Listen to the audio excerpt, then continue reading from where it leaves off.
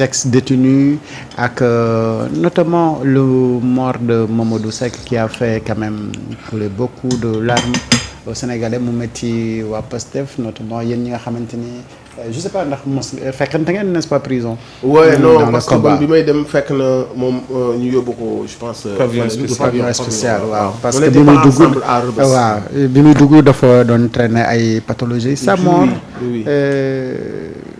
lan la def. waaw suñu borom moo ko dogal. léegi nag dina ci am part de responsabilité toujours booy jox état. parce que dañ ko jàpp ci ay tuuma jiiñ ko lu mu doonul psychologiquement ci nit ku feebar. déjà day rës. moo taxoon il était malade en prison. temps bu mu amoon ci biti pour mën dem faju jël ay garabam nekk ci environnement may ñu ko. donc état bi ko jàppoon ci ay caaxaan toujours il est responsable. donc dañ ciy am part de responsabilité bu mag a mag. donc ñu ngi koy massawu famille am. di ko massawu en tout cas. tous les Sénégalais épris de justice. di ko masawu patriotes yi. en particulier di ko masawu le premier ministre Ousmane Sonko. xam naa ni il souffre de ça. parce que boo xoolee sa vidéo Daaru Muxti. day lu mënta ñàkk. te moom mat la leader la quoi. mais tu sens que il a le cœur qui saigne. il peut pas le montrer publiquement. c'est quelqu'un boo xam ne il tient à ces gens. surtout ñi nga xam dañ cee souffrir. defuñu ko pour moment d'ailleurs. Ousmane Sonko n'est coupable de rien du tout. C'était un soldat parmi tant d'autres. Général bi la woon quoi. mais ñun lañ doon xeex ñoo ko bokk. Pape Mamadou Seck ne se battait pas pour Ousmane Sonko. donc il va pas culpabiliser. mais day am xolam day metti parce que fonk njaboot boobu mu bokk loon combat bi. et da ngay xam que ni dans son cœur amoon na ci ay yéene. te bu parvenirul à def yéene yooyu noonu. far yàlla indi li muy indi. da ngay xam que ni kii il est meurtri.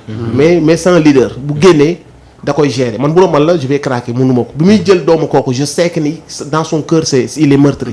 mais c'est un leader daf koy gérer di gérer ses émotions et moom yàlla may na ko capacité boobu noonu. mais man je sais qu'il est touché. par ça par li affaire détenu politique yi lépp lu si am loo xamante si ni bu sañoon du demee noonu xam naa que ni ñëpp daan ci souffrir mais moom doublement la ciy souffrir quoi. donc. de manière générale aussi xam nga kaala bu naqaree gérer un peu. parce que c'est des 2000 personnes à chacun aussi son bokkuñu objectif. 2000 personnes yi am na ci des vrais patriotes yoo xam ni combat moo leen yëkkati woon. yoo xam ne amuñu regret. ci biir 2000 am ñoo xam ne dañ leen ramassoon ils ont aucune conviction politique. bu ñu génnee am na ci ñoo xam ne ils sont très patients ce qu'ils veulent mooy que le pays change. que j'ai été en prison. Il y en a ils sont aujourd'hui au cimetière. Ils ne vont même pas remettre en question tout ça. am na ci d'autres yoo xam ne dañ leen ramassoon rek léegi am nañ ce statut là de détenu politique ñoom ce qui va les intéresser mooy qu'est-ce qu'on peut avoir derrière ça. donc xam nga des cas comme ça c'est très compliqué à gérer. Les malades mais muy l'État muy le parti Pastef ñu ngi ci def li ñu ci mën a def lépp. mais yàlla bu ñëwee ñëw na. mais tey jii nii bi liy amee ba ñenn ñi génn ci wax xam nga virulent bëgg a xas ministre bi ak Pastef ak léegi la famille de Pape Mamadou Seck génne nañ def vidéo na ñoom l'État ak le parti a fait tout ce qu'il pouvait pour Pape Mamadou Seck. taxawu nañ ko ordonnance am ak ay rendez-vous musul manqué.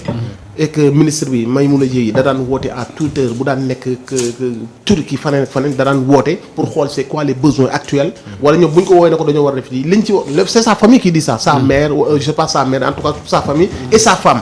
ils ont fait benn témoignage bu kii maintenant le fait que ñoom ñuy réclamer justice. y a pas plus normal que ça. y a des lenteurs quoi je veux dire. lii nii mënuñu def ay pas ci kanam tant que réglé wuñ ko. cette justice là. il faut que ñu gaaw aussi après on peut comprendre que des enquêtes le président Ousmane Sonko quand il est sorti taper sur la table après on a vu ce n'est pas je vais pas dire que c'est à cause de ça mais juste après on a vu que maintenant les choses bougent te démb bi ñu seetaanee conférence de presse gis nañ ay détenus politiques yu bëri na ñoom woo nañ leen enquête ñu ngi leen di déglu donc les choses bougent parce que c'est une histoire très sérieuse aussi bu noo ko bâcler parce qu'il s'agit de mort de pertes humaines. donc c'est des enquêtes qui demandent du temps c'est des enquêtes yoo xamante si nii c'est très vraiment très sensible et très technique mënoo ñëw rek pour satisfaire aussi la demande populaire nga def du n'importe quoi donc pour man dañoo war a continuer di exiger que des enquêtes se fassent que lenteur justice ñu éviter ko mais aussi bis boo waxee say kilifa ba say kilifa dégg la ba say kilifa jug ci loolu yow li nga war a mën def mooy nga dal quoi nga bàyyi leen nag ñu liggéey. après am na noo leen ci pousser day am leneen lu muy nuru donc man je comprends la frustration. maintenant par rapport à ce qui s'est passé hier. nit dof. Ouais, surtout nit dof. c'est là où je voulais vraiment kii la poser rek ma question. gars yi kontaan nañu de. MC. xam nga. les ex-détenus man dama jàpp ils sont mais très moi frustrés. je suis un ex-détenu. Ouais. Je suis avec moom eux. ex-détenu la. damay woo côté bi woo côté bële dem j'ai parlé avec tout le monde. Si, absolument. Man, je sais ce qui se passe. Nit dof. Parfois gis nga te Bass. Parfois les gens prennent la parole sans avoir les informations. Parfois nit fait un poste pense que ni il rend service alors qu'il ne rend pas service. Parce qu'il n'a pas les informations. D'où la sagesse de se taire parfois. Si tu n'es pas allé vers l'information. Parfois nit dina yëkkati dara. nga ni waaw alors que xamoo que ni yëkkati boobu sax c'est pas approprié par rapport ak les choses qui se passent actuellement. mais yow mënoo ko xam benn nit bu ci kiyee sax alors que am na lu nit du lépp moo baax ci période yëpp. y a eu des sensibilités y a eu benn campagne comme ni ko Ada waxee il faut faire très attention dañoo rax. y a des gens yoo xam ne lu ñu déstabiliser la ñu bëgg y a des gens yoo xam si lu yàq la relation Diomaye Sonko mooy seen liggéey matin midi soir. Y a eu des centaines ou des milliers de faux comptes yoo xam si ni ils ne jouent que sur ça sur nos émotions dès qu'il se passe quelque chose ñu envoyé seen faux comptes yi. ñu ñëw ils nous poussent à vouloir peut-être insulter le père wala nga gis plus de centaines de comptes yu wax benn affaire nga topp ci. Ces gens sont même capables d'infiltrer pour créer benn alors que le timing n'est pas le bon. Alors que y a eu benn certaine gêne je dirais pas gêne mais en tout cas benn malaise par rapport ak benn certaine vague d'indignation wala de stigmatisation ñu ñenn ñi di def ci PR sans savoir les dessous. Donc période boobu timing boobu noonu su ngeen ñëwee rek yëkkatiwaat loolu les détracteurs mën nañ utiliser waat loolu pour gën a mën la kuy xeex. le PR wala kuy pousser di ko dóor ci kaw Sénégal alors que laneen moo nekk l'objectif derrière. Après yow tu vas vers l'information tu connais des choses mais tu vois une personne buy mbëkk miir di wax alors qu'il a pas les informations te tey jii nii boo yëkkati dara. c'est bien de man je trouve que l'idée ak sens idée bi lu baax la mais tey jii dafa am nit ñu fi nekk y a eu des centaines ou des milliers de détenus politiques am na ci lu bëri loo xam dañoo tasoon mu am ci des sages yu ci dox ba ñu def benn bloc. bloc boobu noonu ku ne bàyyi sa égo ñoom nañ def benn bloc mais tey jii mënoo def dara ci dëkk bi te demoo seeti ñooñu. bu dee justice pour ñooñu moo la tax a jóg. mooy coow li am ci conférence de presse bi. waaw dama ni waa léegi bu dee justice moo la tax a jóg. lu baax la de mais lu baax aussi dafa nu ñu koy defee. boo xëyee un jour ñu nekk mu yàgg di gis affiche nekk mu yàgg di gis date dis wax te les personnes habilitées à parler de ça kenn seetiwu leen kenn woowu leen kenn impliqué wu leen ils ont le droit de se poser la question c'est qui ces gens. comprendre nga li ma wax est-ce que li gënoon l'idéal mooy. nga dem seeti leen. ne leen ñun dañoo am benn projet boo jug ci def une manifestation mettre une certaine pression ba noppi nga déglu ndax ñoom ils adhèrent wala ñu ne nañ ko def ci beneen jamono peut-être ils ont des raisons. xam nga ñoom woo nañ leen ñu ngi leen di déglu am na ay gages yu ñu leen jox li tax ñu xaar xam nañ ko li tax ñu xam ne le timing n'est pas bon ñoom xam nañ ko te c'est pour la bonne cause ce que je te dis. te ñooñu c'est des radicaux. ceux qui ont dit que ñoom. c'est pas le moment la moo tax ñu def ko sans ñoom c'est des radicaux mais pourtant ñoom dañu ne comme yàgg ils ont eu des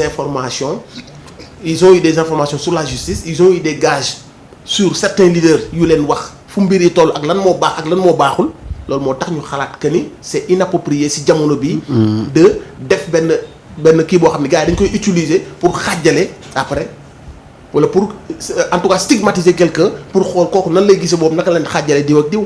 Il se passe des choses en coulisses yu gars yi dul xam. comprendre nga mais le collectif que je te dis.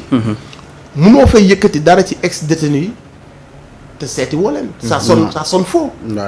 même si su fekkee sa objectif man nangu naa la ko lu baax la quoi. parce que même ci ñooñu gis naa ci ñoo xam se ni ce sont des ex-détenus. absolument mais même si tu es ex-détenu masse nañu waxante dëgg li xel mën a nangu laa wax bu ñu waree def benn combat est-ce que da ngay nekk yàgg yow masse nga ànd ak Ada. ngeen def ko alors que moi je suis là Seydina est là nekkuma Tamba nekkuma je suis là Dakar à côté de toi léegi la question qu'il faut se poser yéen li tax ñëwul leen ñu waxtaane ko décider doo àndandoo def ko benn bloc ñu choisir la meilleure période pour def ko pourquoi vous ne l'avez pas fait. vous avez le droit et tout loolu waxante wuñ ko am ngeen ci droit vous êtes quelque part ay détenus politiques ngeen ak ñu leen ciy jàppale mais su ngeen ci waxtaanul ak man ak ñi am nañ droit man ak Seydina Alioune de se poser des questions. c'est ça les problèmes. après gars yi dañuy dégg rek dëpp waaw problème yi ña ngay xeex seen biir ña ngay xeex alors que certaines personnes sont pour la bonne cause. et li ñu def xam nañ fi ñu ko teg. et defewuñ ko bakkan. et man je sais de quoi je parle. xam nga li may est-ce que. donc ñun. maanaam ñi ñëw est-ce qu'il faut faire mooy pour leeral mbir yi.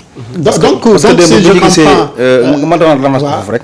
parce que bi ñu gisee démb ci conférence de presse bi dañu gis ñaari pôle ñaari camp yu taxaw ñenn ñi dañu ñëw pour dénoncer les lenteurs au niveau de la justice parce que loolu ñun ñi nekk au sein de Pastef ñu ci biir sax dañ ne mais dossiers yi dafa yéex lu ñuy xaar. ci lu bëri loolu moom je pense que ñu bëri d'accord nañ ci.